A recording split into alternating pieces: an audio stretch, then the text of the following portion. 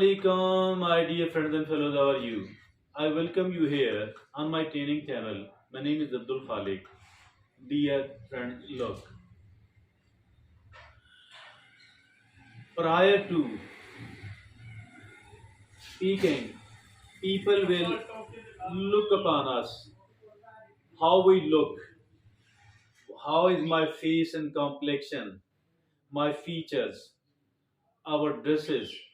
But once we start talking, the people will stop watching what we are wearing, how we look, or a very little amount of the attention will still remain upon our looks. Now all the attention will go upon what we are talking, what we are speaking, what kind of conversation we are making, and this thing is called communication. So communication matters a lot really. Communication, those people who are the good communicator are actually the leader. Be a good communicator and be a leader. Develop your communication and your communication skill. Not only the leadership in one field, but rather wherever we are. If at all we are a good communicator, we are going to find a very good place in that particular area, in that on that particular platform. So never miss any opportunity to develop your communication skill, because the communication skill matter a lot. Today we have made it a topic of our discussion, and once we started looking upon the research of those people who have conducted some sort of work on the given subject, we have come to a conclusion that there are certain things, rather there are 8 things which are very basic as far the communication skills are concerned. So let's pay attention to all of these 8 things, because it will help us a lot in becoming a good communicator, since we are trying to develop our communication skill, which is the skill of all the skills. So the first thing is focus and be present. Focus and be present wherever we are. We need to become present mentally over there. Don't be an absent minded person. Don't be preoccupied. Rather, learn to adopt the power of now. Focus, concentrate all of the attention, and be mentally ready, be mentally present wherever we are. So that is the number one thing while trying to become a good communicator, which we must understand. This is the number one thing. And now the number two thing is that consider your audience. We need to consider our audience, the kind of people we are talking to, if they are educated, to what extent they are educated.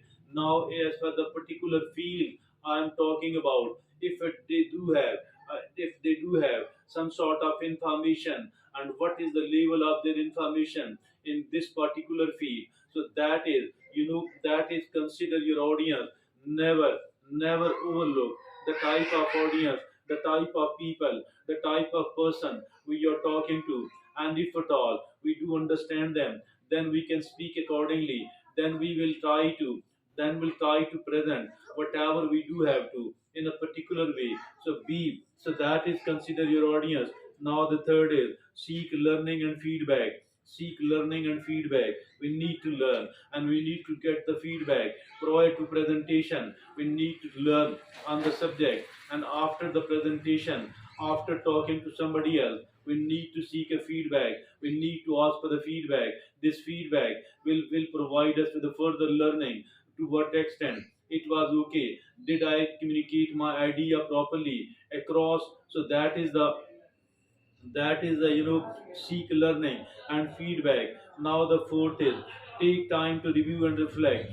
Taking time taking time to review and reflect. So I think this is also important, because once we have spoken, once we try to communicate whatever we wanted to, now we need to look upon it. Now we need to review it. Now we need to reflect upon us, that did I communicate well, or I couldn't do that. So we need to ask ourselves by reviewing all that. So this is actually the fourth, the time take time to review and reflect. And now the fifth is choose your approach. Choosing your approach, what is meant by it?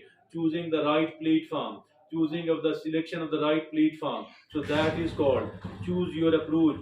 Now the channel, the platform, we are presenting ourselves. That is so important.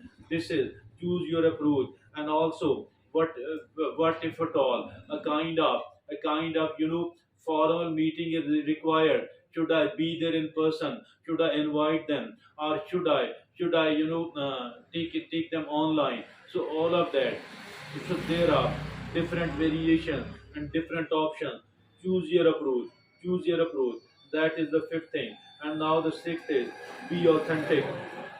Be authentic. Whatever we are trying to communicate, it must be a very authentic one. Whatever we are trying to communicate must be a very authentic one. So, dear friend, mean if at all we are not very sure whether this is right or this is not so right, so we need to ask them. We need to research, and we need to confirm whether whatever I'm trying to communicate, I want to communicate, whether it is authentic, whether it is certified, whether it is very true or not. So that is be authentic. Even if at all later on we come to understand, we come to know that whatever I did tell them, it was not so right. I think we shouldn't hesitate to apologize. We shouldn't hesitate